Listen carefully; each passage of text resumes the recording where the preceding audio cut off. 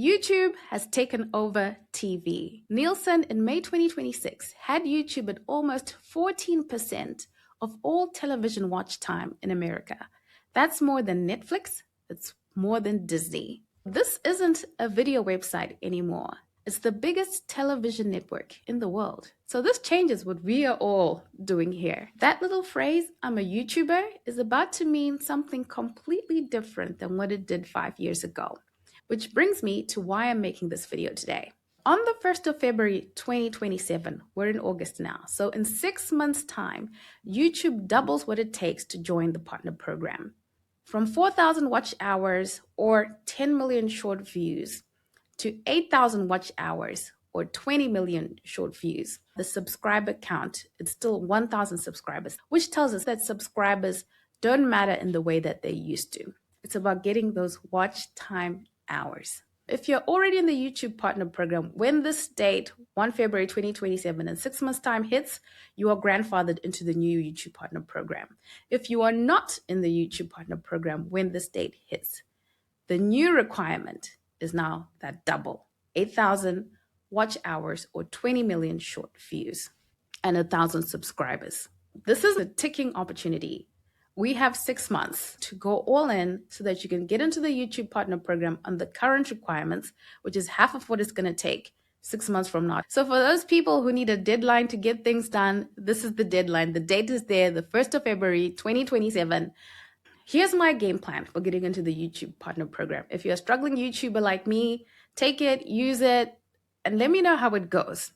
Before we go into the plan, let's be real. The current 4,000 watch hours and 10 million short views was already a tall order for a new creator or a solo creator. So 8 is something entirely different. The thing about YouTube is there's so much to learn. Thumbnails, retention, hooks, packaging, analytics, understanding the platform, understanding your niche and what works in your niche, understanding your viewer. And in the midst of that, the competition is stiff. The people dominating on this platform have media teams. You know, they have editors, they have researchers, they have a person whose whole job is to make sure that they've got the perfect title and to go in and tweak that title every few hours to make sure that it's attracting the viewer that they are after. And then for the solo creator, it's you in a room or in your home office doing all of it. And so it's overwhelming. I know, because that's been me too. The good news, which is great news, but people aren't really covering it that much, is that if you run a business, YouTube hasn't changed its requirements for unlocking their fan funding tier. This didn't move at all. So for that, you need 500 subscribers, 3,000 watch hours, and 3 public downloads in the last 90 days. That's less than what YouTube currently requires to enter into the YouTube Partner Program, and definitely way less than what it's going to require in February, in 6 months' time. The fan funding tier unlocks channel memberships, super thanks, super chat, and YouTube shopping, which all mean that you can sell your own products on YouTube, which is huge for business owners. So your clients can still find you here, even if you're not part of the YouTube Partner Program, brand deals, sponsorships, but you still do need to meet those requirements of the 500 subscribers and the 3,000 watch hours. So what I'm saying is still going to be really valuable to you, even if you're running a business. Now let's get into the plan. Okay, don't be discouraged. We've got 6 months, so let's focus on this ticking opportunity. There are 2 things that have changed recently that work in the favor of solo creators. The first one is using AI to build your own media team. And I'm not talking about knowing how to create agents, which if you do know how to do, that's great. I'm talking about getting expert eyes on what you're doing so that it's not just you thinking up, everything that you need to do for your YouTube channel. And this doesn't take a lot. If you're using Claude, create a project, and that only takes a few minutes. If you're using Gemini, it's a gem. If you're using ChatGPT, you can create a GPT as a researcher for ideas. And you can give it context of what your channel is about. Use the AI to help you understand your niche. And all of this can be done that quick. So really the gap between people who have media teams and solo creators who are using AI is quickly closing.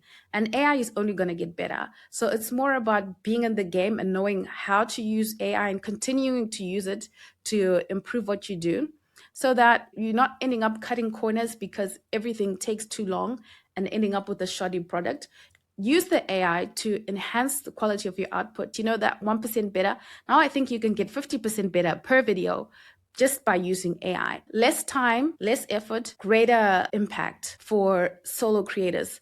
In essence, the team is available for everyone now. It's just about using AI and also using AI to evaluate how you did on that video and how you can improve the next video. These are all things that before you'd spend hours and hours to create a video, so long that you didn't have the time to think through having a quality thumbnail, or to think through having a good description, or to think through evaluating how you did on the past video before you get into the next video.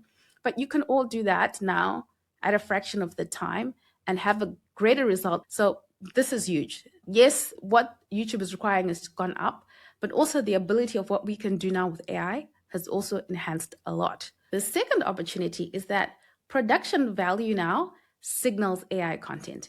It used to be that the better production value you had, people would think, oh, this is a really good video, and this creator is really serious about their content, and people would subscribe and watch.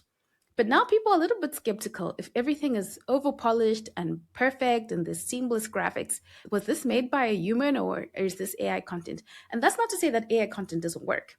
I'm just saying people who are looking to learn from people, that's an advantage that you can use as a solo creator. So that raw video is back, that relatable video is back, which is great if you don't have a big fancy studio and high value production team. People are looking for that now. But still, there's the elephant in the room, those 4,000 watch hours before 1 February 2027. Okay, how are you going to get those 4,000 watch hours? How am I going to get those 4,000 watch hours? Here's my plan. I'm going to keep it simple. One is I'm going to try and pull my viewer closer. So pull your people closer. And I mean literally zoom in, closer to the camera, closer to the mic. Talk to one person, not to an audience. My thinking is that if you're watching this, you're someone who's been struggling with building your YouTube channel like myself. And I'm talking to you because I'm talking to myself. What can we do in the next 6 months to get into the YouTube Partner Program? I'm learning now that watch time is really about the relationship that you create with the person who's watching. It used to be people focused on, the bells, the whistle, the editing. And if you didn't have that, if you weren't doing all those things, you couldn't really expect that you're going to have a lot of watch time. But now when you understand that people are looking for connection, talk to that one person and help them solve that one thing. It's about building a relationship with the viewer. People don't stay for information. There's information everywhere. You can go on your AI and have that in less than a minute, in more detail than any video that you could probably watch. So people aren't watching for the information.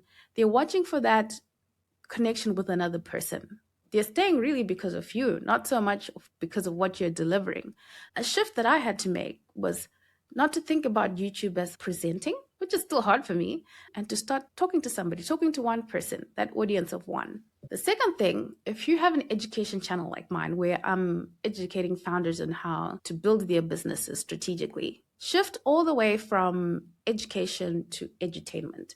What I mean by that is, rather than me telling you, I've got to show you how I learned them through my stories, which is more entertaining than me just telling you. The thing you want to share that will help someone doesn't change. What's changing is the delivery. So even with this video, I could have just told you what to do to grow your channel. I'm telling you my plan, and then you can watch me execute and see if what I'm saying is worth something. Same information, but now there's a person in it. And people don't click away mid-story. People want to know how the story ended. If you're in the same situation as I am, you're going to come back to see how my plan is going and what's working and what isn't. 3, take advantage of every single trend. Do not be precious about your content pillars right now. There is a ticking opportunity, really. If you see a trend, aka like this video announcing the YouTube changes is a trend, take the trend and then see what can be useful to your audience. I'm sharing information to founders, coaches, speakers, or people trying to build a business. And part of it is having a visible presence online. YouTube changing is important to a person who's trying to build a presence online. showing why it matters to your audience, making it your own. Don't have that throwaway, oh, this doesn't fit my channel. The question you should really ask yourself is, how can I creatively make this work and still serve my viewer what they're looking for from me? 4, this is a big one. Stop judging yourself. This is really hard when you're creating content because you edit it over and over again. You look at it, you listen to the ums and the ums, you look at the way you look, you think, oh no. And then you spend all this time when you could have put the video out, learned something, done it better. YouTube is not one of those things that you get better by listening to someone telling you how you're going to do it. You've actually got to do it and gain a little confidence in doing something a little bit better each and every time. So rather than obsessing over every video and 3 months later having only uploaded one video, we've only got 6 months. We don't have time for that. I would say here's the standard. Make it useful, make it accurate, deeply think about what it is that you can contribute to the conversation that your viewer will benefit from, and then just put it out there and keep going. Don't be precious about each and every video. What's more important is execute, evaluate, improve, execute, evaluate, improve, and create that rhythm. At the end of the day, you don't want to lose an opportunity because you didn't go all in. Let's hold each other accountable to going all out. YouTube is no longer just a video website. This is the largest television network in the world. And what being a YouTuber is going to mean in the next few years is going to be unlike, I think, anything we've ever seen. And YouTube is aware of that. And they're aware that we now have the tools through AI to come up to that bar that they've set. If you got any value out of this video, please leave a comment, ticking opportunity, click the like, share it with somebody else who maybe started their channel and dropped off or made a few videos and decided this is too hard. This literally is the time that we will look back and say, wow, there was that window and the people who took that opportunity in that window. And now it's going to be harder. So this is the time to really push against the kind of hard that we're facing right now and use the current tools that will help us to do better and really seize this opportunity.